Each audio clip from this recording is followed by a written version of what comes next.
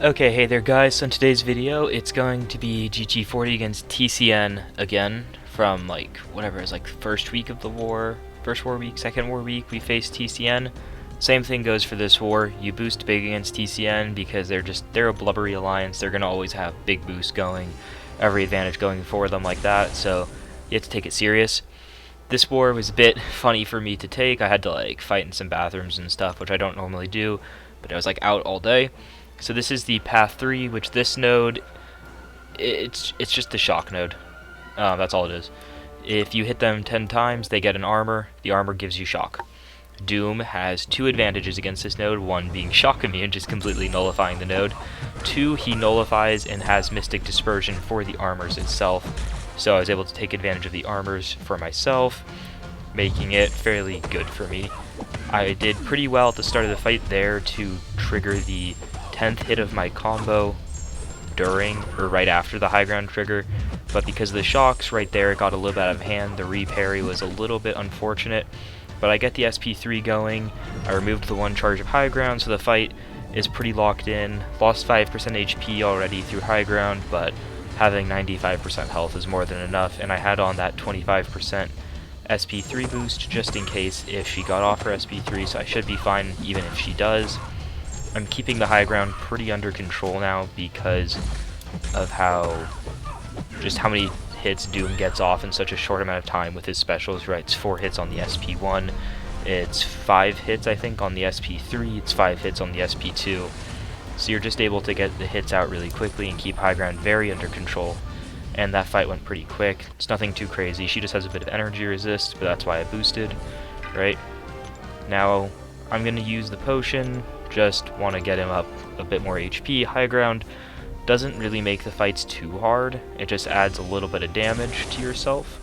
This Hit Monkey is why I have the White Magneto. It's kind of weird in like back-to-back wars having White Magneto, but mainly with my White Magneto was actually for myself, it wasn't for like other fights, which is a bit weird. When fighting Hit Monkey, if I can, I like having that invulnerability boost because he hits those 3 crits usually. He'll usually just go for his medium, light, medium, so it can really save you against a Hit Monkey sometimes. This node itself is pretty simple. He gets power pretty quickly up to SP2. He is, after throwing special, he has armor. He resists Nullify sometimes. Like, it's not too crazy. And then with the White Magneto, when he comes in, I will actually be able to parry him because it's a passive stun, and I won't have to worry about the evade as long as I hit him while he's stunned. So it's really not that bad of a fight once you kind of like, once you're into the fight. It could seem maybe a little bit scary at first just because like, right, Hit Monkey, you don't want to be knocking him down and stuff, but it's really not that bad of a fight. It goes pretty quick here just because Hit Monkey has such a low health pool, and with boost, Doom is hitting like just insanely hard. And that wraps up my section 1, well, just about wraps up my section 1 contributions. And then I was doing something, and then I get like 10 messages from my officer being like, hey, get on now. I'm like, oh, can I get on?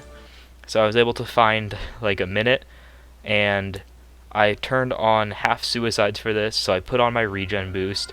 I'm like, okay, if I'm going to use suicides and I don't have max willpower, because I'm poor, so I don't have max willpower, so I'm like, okay, I'm going to get the armor break for permanent healing as well, and if I throw on the regen boost, I'm just about out healing, I'm just about equaling out the bleed. So then right as the bleed goes away, I shoot back up to 100% health, so I feel pretty comfortable with this, and I have the armor break for constant healing even if I do get clipped. And with the boosts and with the suicides, Quake is actually hitting pretty hard. She's doing 500 a tick and 7,000 on the 12 aftershocks, which 12 aftershocks isn't too hard to get to, right? I got 12 here again. I unfortunately dropped my heavy because I'm a scrub. That's why Kome is better Quake. Yeah, this Darkhawk wasn't too hard, as long as you don't like scrub up too bad. Quake just handles it pretty quick, pretty easy, especially with the suicides. For this, I was planning on originally using Dr. Doom for this Annihilus, but then I had the suicides on. I was like, I guess I won't switch them. And my officer was telling me like, hey, because of the return policy, Doom can get a bit sketchy for some people on this node.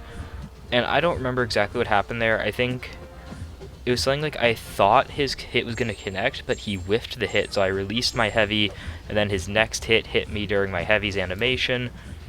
But fortunately I had the regen boost on, and he applied a ton of debuffs, so it also gave me some willpower healing. So by the time the regen boost is done, I'm back up at 77% health. He's already down at 50 because suicides and the boosts. Doing 600 a tick, 8,000 on the aftershock, like that's pretty solid damage, I think, you know. So this fight isn't too hard as long as you don't mess up the quaking. Like that's all this is. The next fight's also quake, so this was like my most quake intensive war, and it was only 3 fights at that, so like it's not that big of an issue. Quake's a necessary evil. So this next fight's actually pretty funny though. So my officer told me one thing. First off, do you have magic? No, I do not. Okay, I hate you. Use Quake. It's kind of like, he's like, I'm sorry, but you're gonna have to use Quake for this fight. So I have to wait for high ground to come down, and he gives me one instruction: don't parry. Parry and you're done. If you're against the wall and you parry, this fight will get bad, because Quake does not bypass ability accuracy reduction. So what do I do? Quaking. Why does Quake parry? And I'm like, okay, maybe I'll get a bit lucky.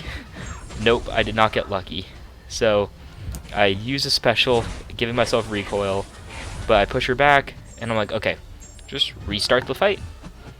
I just didn't heal before the fight. It's basically all that happened, right? Like, there's nothing weird about this. I just didn't heal. So I was able to recover this fight, but oh gosh. My officer literally gave me one instruction: do not parry. And just like 5 seconds into the fight, I parry. And like, I drop another heavy here, and I rush in. I shouldn't have done that. That was so close to just eating an SP1. So it's a 10-5 hit Quake fight. So I send that in my battle group chat, and I was like, what happened in this fight? And my officer's just like, I told you don't parry. So I'm sorry, Pontus. I'm just bad Quake.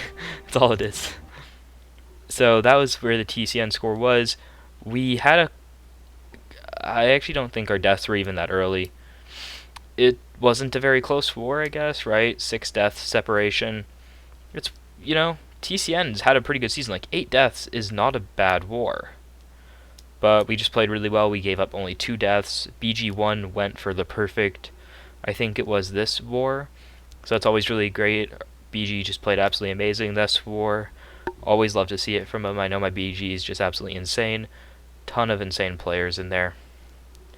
So that kind of wraps up this war. So yeah, in summary, don't parry with Quake against the Disorient nodes. Just don't. It's not fun, okay? I swear. Yeah, so I'll be seeing you guys soon. I hope to get another video soon. Bye.